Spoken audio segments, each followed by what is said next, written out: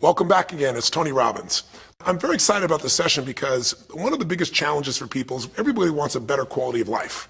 Everybody wants life to be greater, but almost all of us get stuck at times where something stops us, something prevents us from doing something that we really are capable of doing. Whether it's turning around our body or shifting a relationship or turning around our finances or maybe just being happy and fulfilled at a different level, we get stuck with a belief of how we're not supposed to be, what we're not supposed to do, what people won't accept, what we're not capable of. Or maybe we get stuck in an emotional pattern of just being pissed off or frustrated or worried or sad or overwhelmed. Sometimes we get stuck, not so much in anything but some habits of doing things a certain way. And what a breakthrough simply is that moment in time where there's an opening. And the opening can come from a conversation, it can come from meeting somebody that inspires you, it can come from an insight, it can come from watching a movie and being moved emotionally at just that right moment. It usually comes because something kind of clicked inside of us. Something snapped us and made us look at life through a different filter, in a different way. And it's a real breakthrough because you take that little insight, that little distinction, that little moment, or maybe that little or big emotion inside of you that says, no more, I'm going to change this. And suddenly you do something to make your life better. You break out of the impossibility of life has to be this way or life is controlling me, and you start to take back control of your life. You start to make the shift that creates the quality of life that you really deserve. Everybody experiences extreme stress at some point in their life. I don't care who we are. Something happens outside our control and it hits our life and it knocks us on our tail. It might be a health stress. It could be something with your family. It could be economic, career. It could be something emotional that happens, biochemical. There's so many things. It could be an environmental situation that had nothing to do with you. Every one of us in our lifetime are experiencing extreme stress. And these days, because of the economy and the way we respond to it, the majority of people are experiencing some form of extreme stress, at least according to polls. Stress doesn't come from the facts. Stress comes from the meaning that we give to the facts. Yes, those things have happened. But the real question is, if we fight what's happened, we got a problem. We got to decide, what are we going to do with what's happened in our life? How are we going to take this? How are we going to mold this? How are we going to turn our life around? Because when you come up with a new meaning, you get a new life. So what are we going to do in this session?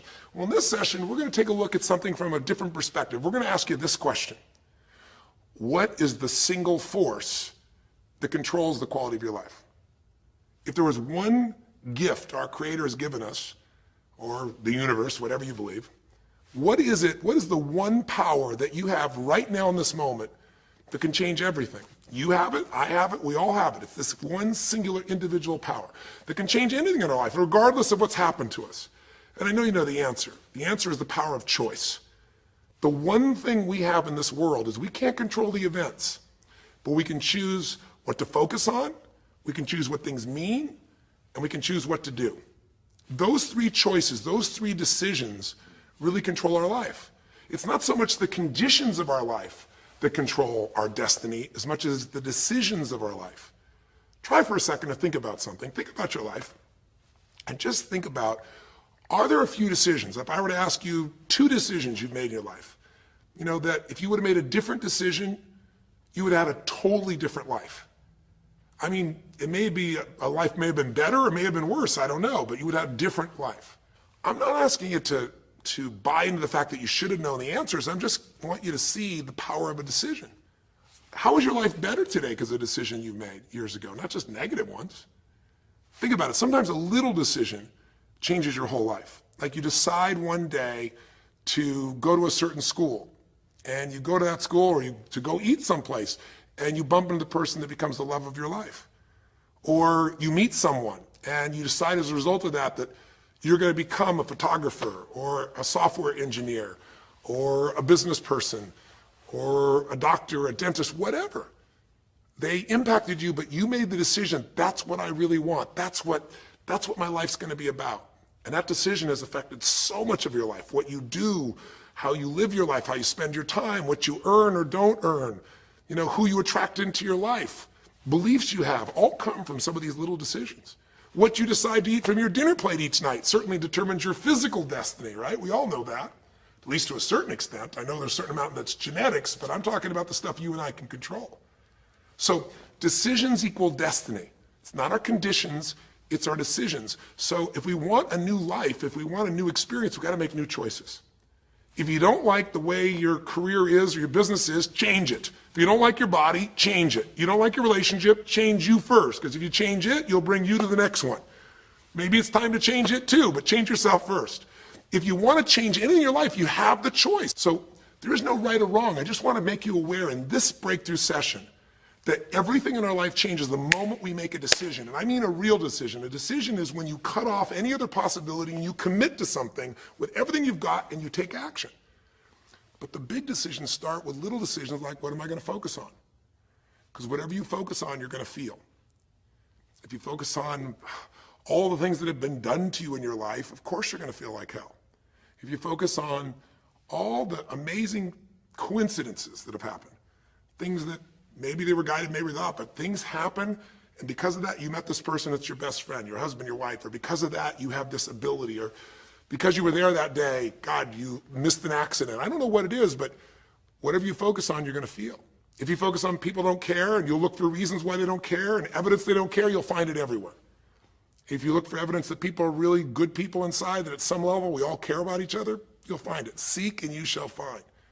The secret is, have you become conscious about your decision making? Because this breakthrough session is, really, you want to change your life, make new choices. New life comes from new choices, but you got to make conscious choices. The people in this particular television special, Melissa and her husband, they really found themselves in a place where they were both making decisions, Melissa and Rick, that were unconscious. When you make decisions about what to focus on and what things mean and what to do, and you're unconscious, you get pretty terrible results usually. Now, we've all done this. I do it still. We all do. But if you want to change your results, you got to become more conscious in your decision making. So think about it. What you focus on, you will feel, whether it's true or not. You focus on how people don't care, you're going to feel they don't care. Second decision you make is, what do things mean? So you focus on something someone does and you come up with a meaning, and the meaning is, no one loves me. The meaning is they're trying to take advantage of me. Depending on what meaning you come up with, and you get to choose the meaning of anything. For some people, they say, this situation happened with the economy, and what that means is, I'm going broke. Somebody else said, the situation happened with the economy, guess what? That means I'm going to work harder, I'm going to be more creative, it changed everything. Everybody else is going to quit, so we're going to dominate the marketplace. For people to do it. Is this the end right now, or is it the beginning? See, whether it's the end or beginning is your choice. You get to decide, because once you make up a meaning, it's true. If you think that this is the end of a relationship, are you going to treat people the same way as if you think it's the beginning of a relationship? No way. In fact, I tell people, if you want to have a great relationship, think about this. Treat people like you did in the beginning of the relationship, and there won't be an end. In the beginning of the relationship, when somebody says to you, would you take out the trash? What do you say? Of course, take out the trash. You're happy to do anything, right? But after about 6 months or 6 years, you go take them out the trash. You go, what do you mean? What, I look like your janitor? Take out your own trash. The meaning we give things is very different, and so we feel different, and our life is different. In the beginning, you'll do anything for someone. Now you make up a new meaning. Why should I have to do that for them? Little choices, like what to believe about yourself, what to believe about other people, whether this is the end or the beginning, start to affect your whole life. And the third decision we make, we decide what to focus on, most of us unconsciously. We decide what things mean, and the third thing we decide is, what are we going to do? We decide to quit because it's overwhelming. We decide to get strong and focus. We decide we're going to turn it around. We decide to wait and see. Ultimately, your destiny is determined by what you do. So, for example, what do you do if somebody comes to you one day and says, you have a tumor? Again, I've had that experience. I use that as a reference point because I've had a lot of intense experiences in my life, but that was one of the more intense ones for sure. Had many, but that was very intense. You know, first, what do you focus on? Do you focus on it's over? Do you focus on why me? Do you give it a meaning that says, I'm going to die? What do? Do you just go through traditional therapeutic approach? Do you put yourself in the hands of someone else? Do you evaluate this? Do you get a second or third opinion? Your destiny is determined by your decisions. Now, if you're a guy like Lance Armstrong, you focus immediately on, I got to find a solution. The meaning you come up with is, this is the ultimate battle. And what you decide to do is you're going to exhaust every possibility. Now, that doesn't guarantee you're going to succeed, but it's interesting. When you have that kind of a mindset, it shifts you. And Lance Armstrong, I mean, he was told things like, look, You got tumors here in your brain, you got them in your lungs, right? You got obviously in testicles, and you ride a bike for a living. That's pretty tough. But he made it through all of those pieces. Now, am I saying because he made the right choices? I can't tell you that. There's certainly some grace in everything. I think in life, there's three things. There's our ability to choose what we're focused on, or to commit, to get a result, to put all our intention and focus into something. There's our ability to do the right things, to have the right strategy, to execute. And then there's some grace. There's what some people call luck, some people call grace. There's if you do the right things over and over again and with total focus, sometimes, you get good fortune that comes your way. And you tend to have more good fortune when you're totally focused and decisive and you take lots of action than if you kind of just sit around and accept things like you don't have a future. But the point of the matter is this guy turned it around. And what was he like after he got through this problem? After he had his breakthrough, after he faced cancer, racing against some other guy seemed like nothing by comparison. You're not much of a competitor. I faced death. And he goes on to win Tour de France after Tour de France after Tour de France, breaking every record anyone could ever imagine. What do you do decades ago, half a century ago almost now, and someone says to you, go to the back of the bus, and you're African American? One woman just decided, you know what? You can't take my dignity from me. I can only give that up, and I don't choose to give it up. And I will not go back to the bus. The answer is no. And Rosa Parks changed an entire society. Because that day she chose to focus on something else. She gave it a different meaning. This is not a command. You do not have control over me. And she decided to fight. And she changed the direction of a country and of many other countries. She started something. We forget that you don't have to be famous to have the ability to change at least your own personal history, to change the direction we go in our life. We have the power to choose, even if you haven't before. You can finally say, no more, I won't put up with that, within myself or from anybody else. And here's what I'm going to do differently. That's where the breakthroughs really start to happen. Now the question is, why do some people stand their ground and make something change versus other people just kind of accept things? Why do some people make bold decisions and other people make decisions that are based on trying to hang on to what they've got? Well, that's a more complex question to answer than we might have in a few minutes in this one session, but it is one that I've spent my life studying, because when you can change your decisions, you can change your life. When you can change the force that controls your decisions, you can change anything in your life. At some level, we have certain beliefs and values.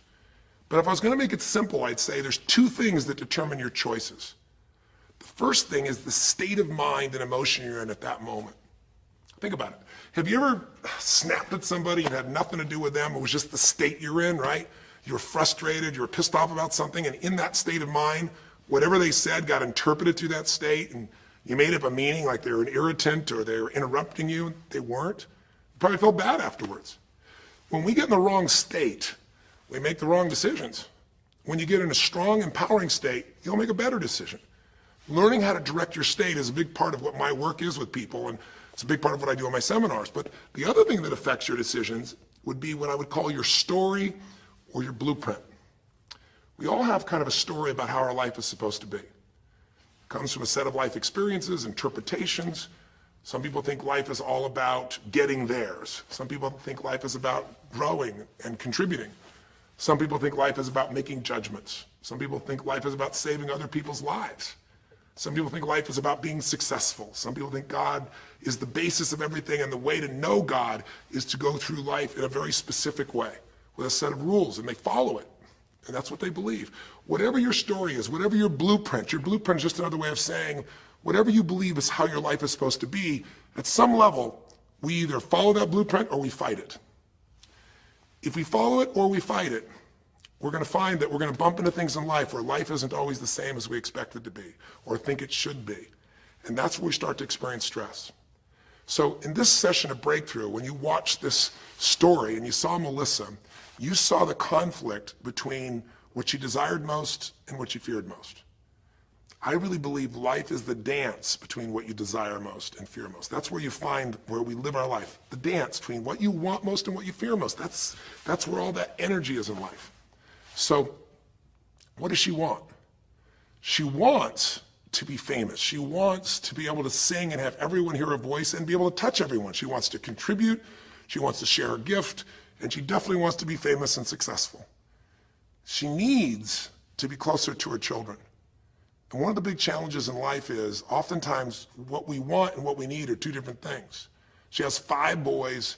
They're all extremely young, as I'm sure you saw. And she has a husband.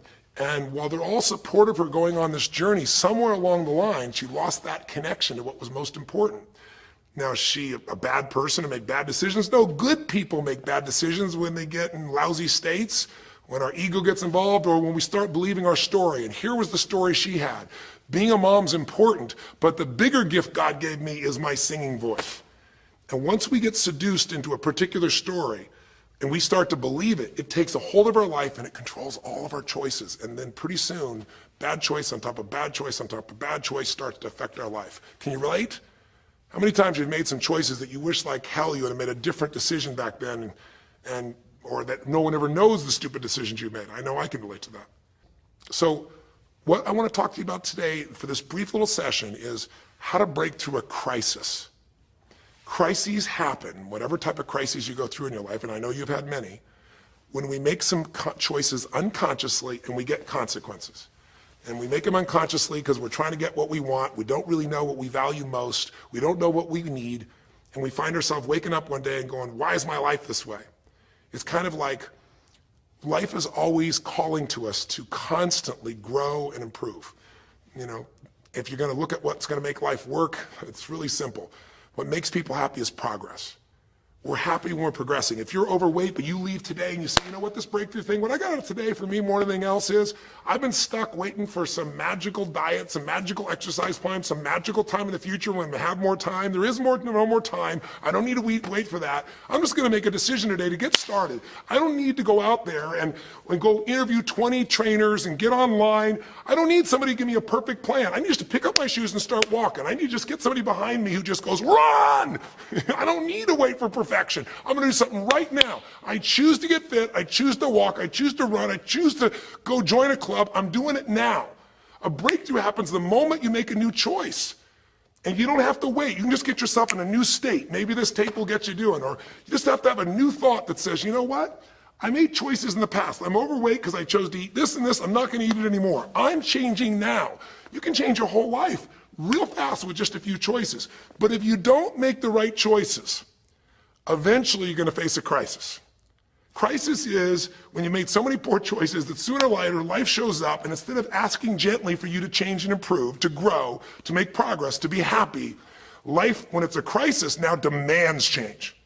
It isn't asking anymore. We borrowed money as a society and we overspent and we talked about changing and we knew we had to change, and now a crisis happens and guess what? Nobody has a choice. The game has changed. And what crisis does is it melts us down. It melts us down so that we can recast our life. We can remold ourselves. And usually on the other side, our life is greater because as we go through that crisis, we have to grow.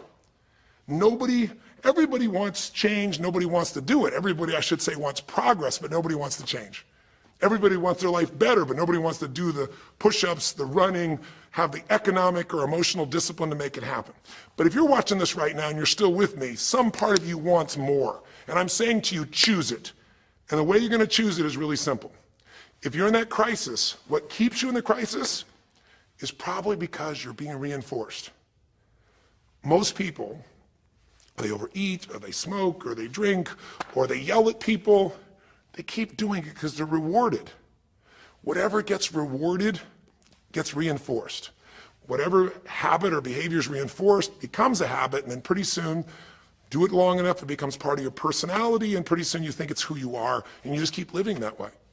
I mean, it's easy to see this in other people, right? It's easy to see how messed up they are and how easy they could if they just make some new choices. All you got to do is turn on the television, some news program, some entertainment program, and you'll hear detailed descriptions about some person who is very powerful celebrity who is doing some stupid thing. Why do we see all this stuff on television? Why do we hear about every person you can imagine, from Lindsay Lohan to Britney Spears to all the way back to the old days it was Elvis or Michael Jackson or whoever it is that's in the news today in this stage of life in your country as you're watching this? It's because we want to see other people who make bad decisions so we can feel better about our own. But the reason those people don't change, Lindsay Lohan, she's got another DUI. She's putting herself at risk. She's putting other people where she could kill someone.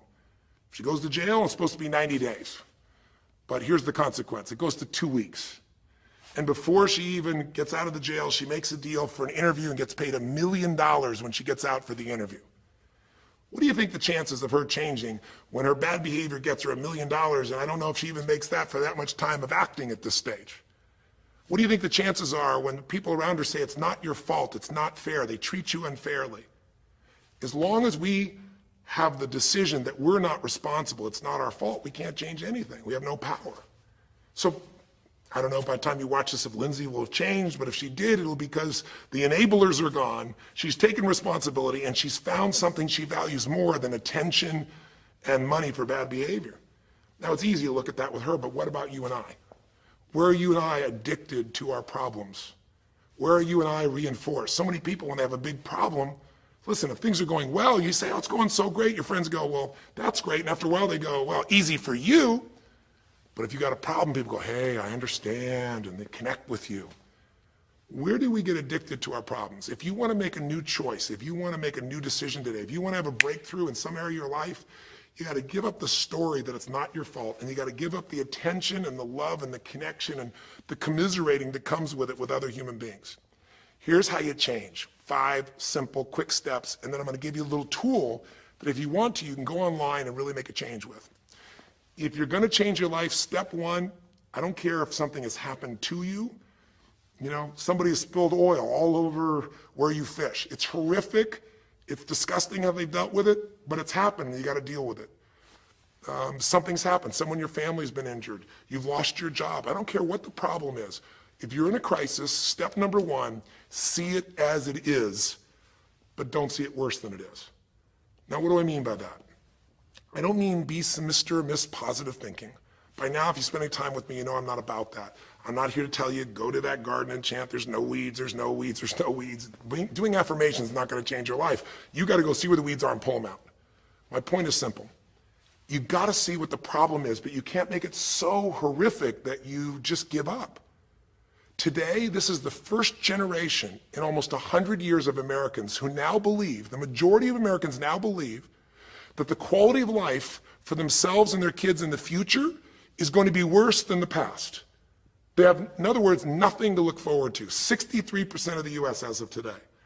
Wow. When you start thinking there is no future, you go into what we call learned helplessness, a place where you just kind of give up.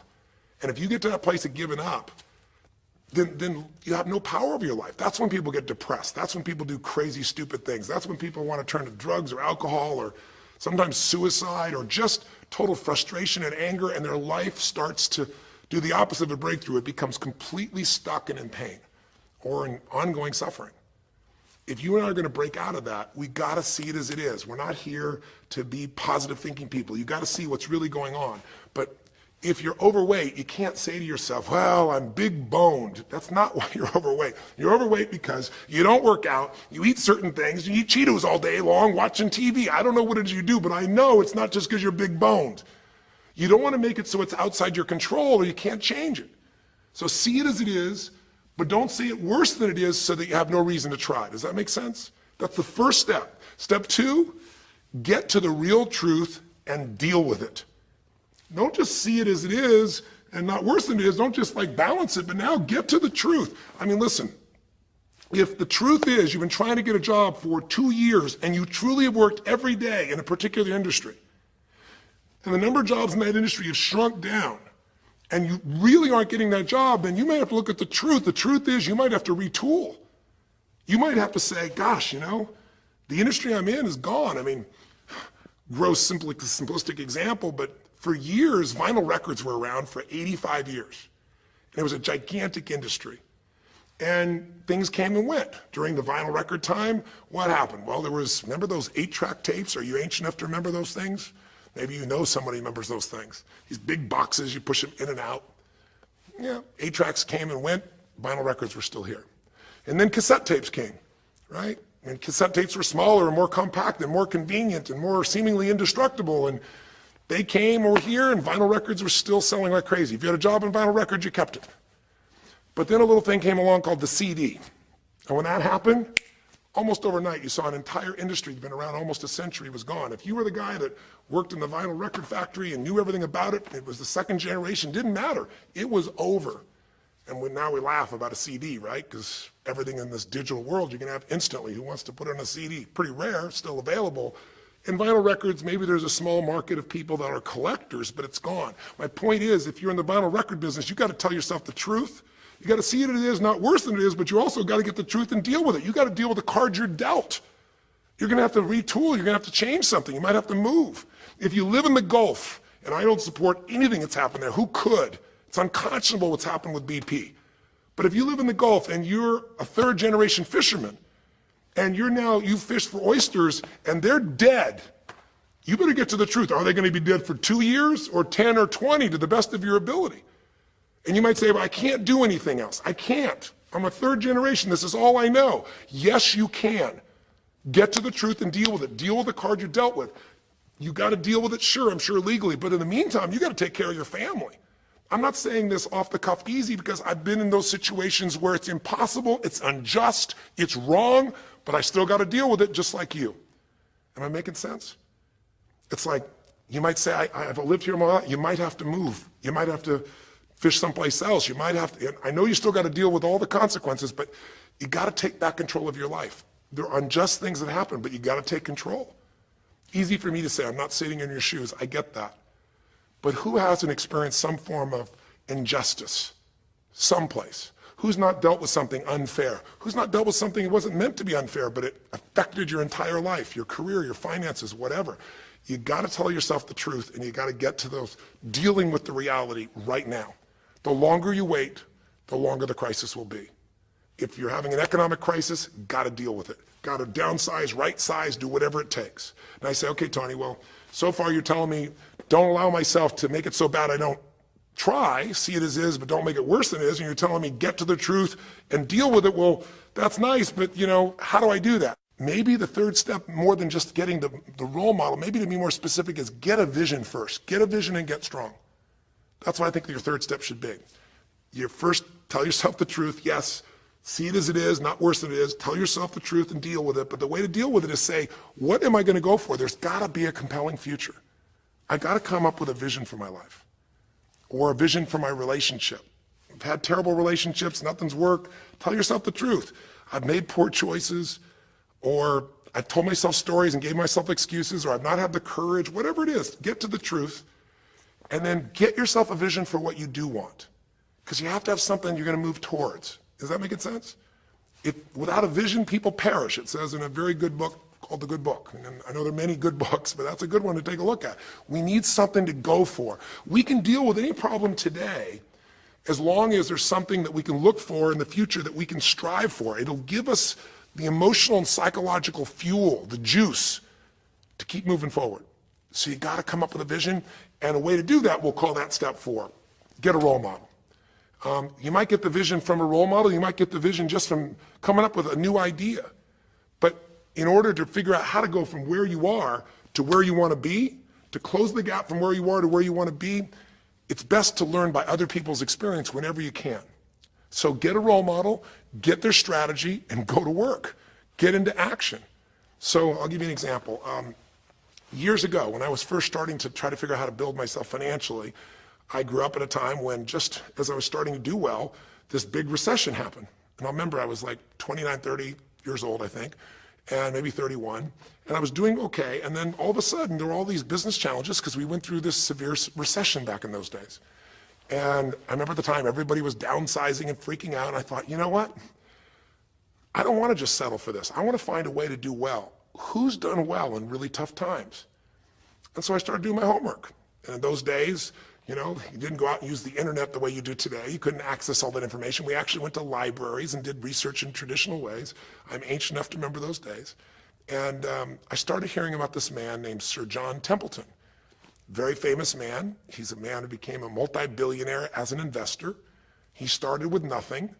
But what was interesting is when I started to find out about his story, because here's a guy that when he's a young man, he's called Sir John Templeton now. He was actually an American originally. And he wasn't Sir. He came from a very poor family. And he just decided that in his life, He wanted to not only do well financially, he wanted to do so well he could help other people at any level that he wanted.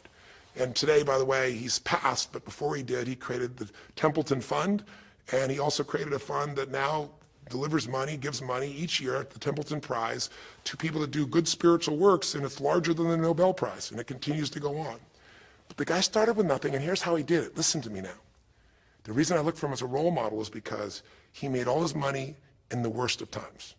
He made all his money when people were going through the equivalent of the deepest recession or depression possible. His whole belief was, and this is different than almost anybody else you see around you, was pessimism was the secret to success.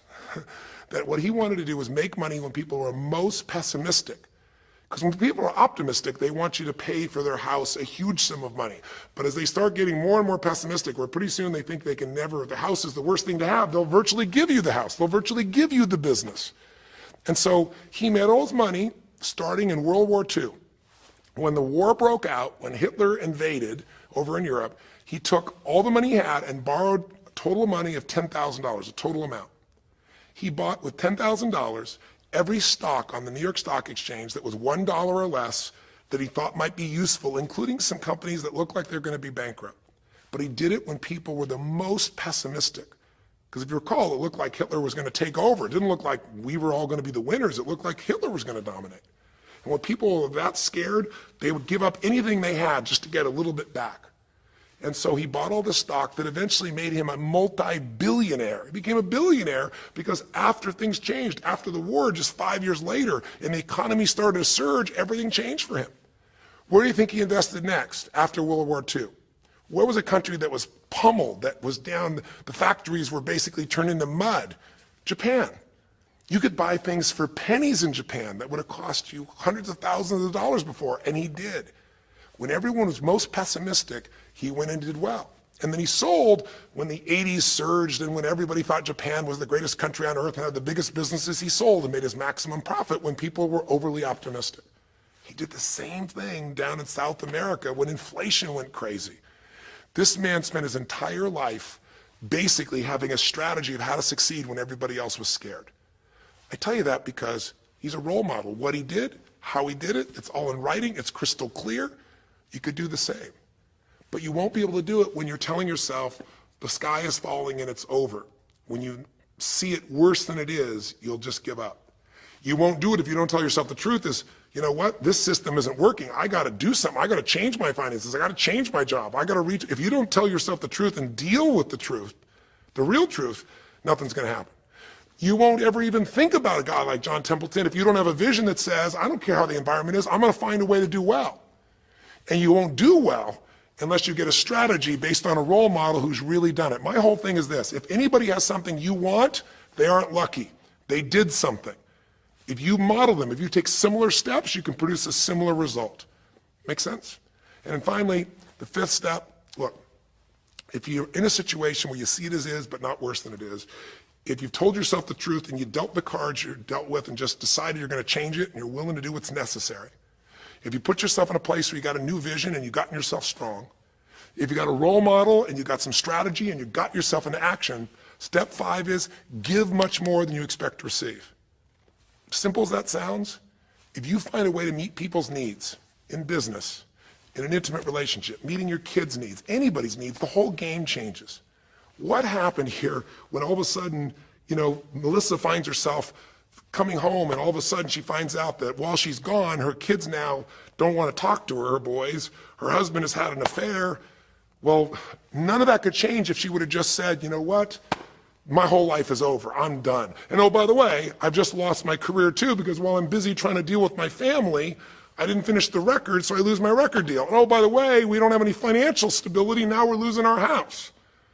If that family would have just said it's over, if Melissa or Rick either just said it's over, it would have been over. But they told themselves the truth. We got severe problems here, but they didn't make it worse than it was. They didn't say we can't turn it around.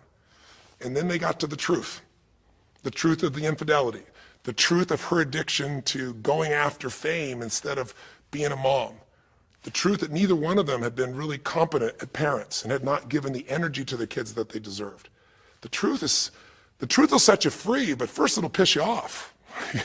The truth it doesn't feel good, but Not feeling good is sometimes where you get your drive to change things. They started looking around and said, we don't have the skill to even manage our house, much less our finances. We got to do something different. We got to focus on our kids. We got to focus on turning things around. We got to turn our relationship around. But that wouldn't have worked unless they got a vision of starting to see, it could happen. And that's what I helped them with. I helped them get to the truth. I helped them to stop over-exaggerating. I got them to a place where they got to see that this relationship could be back alive and passionate, and that these kids deserve both their parents, and that she really could be a great mom, and that maybe in the end she could even still have her singing career and enjoy it too. That she didn't have to give it all up. And I'm really proud of her. She did it because she found a role model. She got a vision, but she got a full role model. And the man that she works with today is a man that's sold, I think now 5 million or 10 million records. And most people outside the country business don't know his name. He's her mentor now. He's made music with, Willie Nelson, with just about anybody you can imagine in the business. And he's done it for all these years, but he's never left the central part of Texas because that's where his family is. And Melissa's had offers to go to Sony Red. She walked away because they said, you're gonna have to do these things without your family. She found out what was most important, and she made the decisions that met her needs to be a great mom.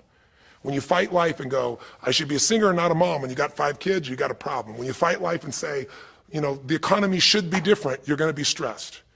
Deal with what is, without exaggeration, with total honesty, dealing with the cards, coming up with a vision, finding yourself a role model that shows you a strategy, work your tail off, give, keep changing your approach, and you can get where you wanna go.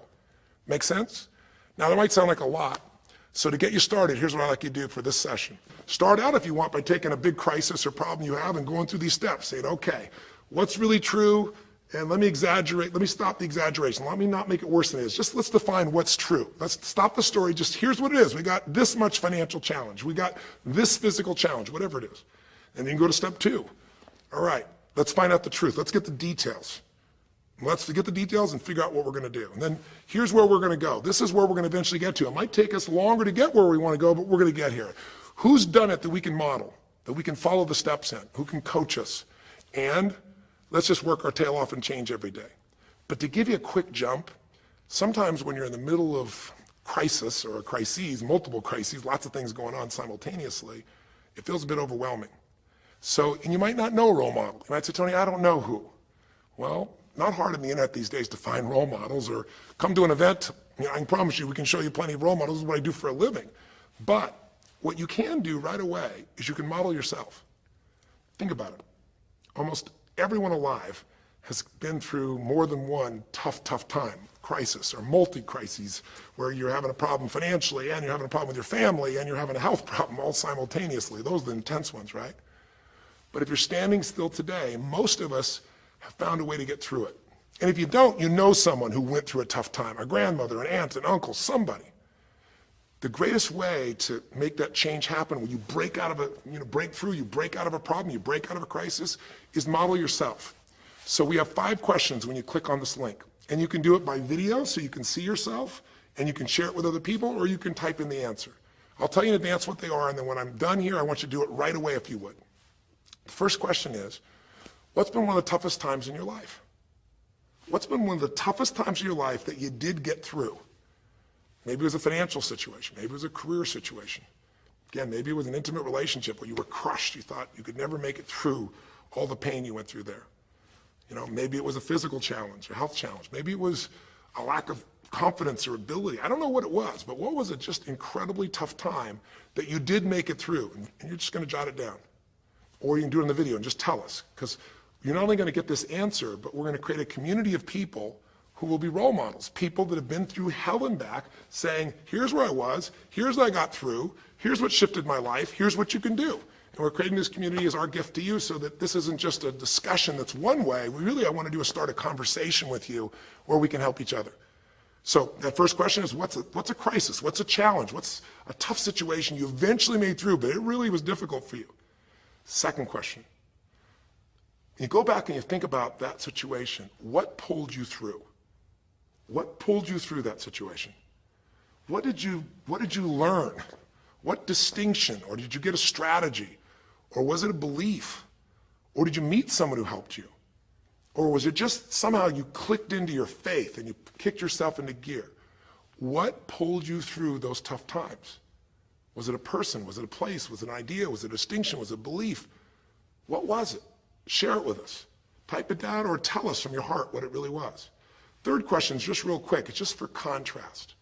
And the third question is, what was your life like before the crisis? Like right before all hell broke loose? Usually you'll say, oh, my life was so great. But when you go back and look at it, was it so great? Was it wonderful? Just out of curiosity, right before all hell broke loose, third question is, what was your life like right before it? And then the fourth question, what'd you do? What did you do to go from where you were to where you are today? What did you do to get over that situation? What did you do to get through that situation? What did you do to turn it around? What action did you take? Who did you go learn from? What skill did you go get? What did you physically do? Kind of give us the description of what you did, because we all want to know, because you can provide us a pathway. You may have been through a crisis that someone else is going through right now, and they could learn from you. They could learn the shortcut. And finally, the fifth question, maybe the most important one besides what pulled you through, and the fifth one is, how is your life actually better today because you went through this crisis? Whatever the crisis was.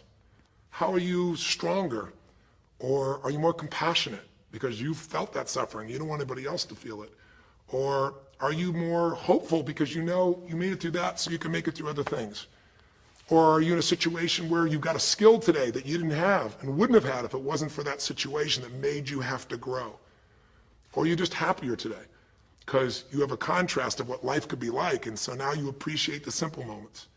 How are you better mentally, emotionally, physically, financially, or spiritually today because you went through the crisis? Even though you wouldn't want to go through it again, you don't want anybody else to go through it, how did it actually serve you in the end? I think if you answer these 5 questions, you don't need to remember them. I said them to kind of trigger you thinking. All you do is type in the answer, or you take the instructions and click on the video and go, okay, toughest time in my life? There have been so many, but I'd say when I went through this divorce, or I'd say when I was told I had this tumor, or I'd say when they told me this company was going to go bankrupt, or whatever it was. Second question, what pulled me through?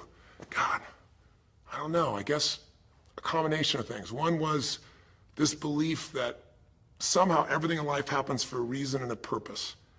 And even though I hate this, something must be calling me to grow. Or I'll tell you what it was. It was a friend that sat me down and said, man, you're going through hell. But when you're in the middle of hell, when you're pushing through hell, just keep pushing. Just keep going through it, man. I've been there. And he gave me this plan, or he gave me this strategy, or he told me, you know, this problem won't last forever. Trust me, I know it feels like it's the end of the world, but 10 years from now, you and I will be sitting here, and you'll be here with your children, and you'll be here with your wife, and we'll be talking about those tough days, and we'll actually smile and laugh about them and be so proud we made it through it together. Or you might say, what got me through it was prayer, or my faith in God, or what got me through it was just massive action. You know, what pulled you through? Just tell us.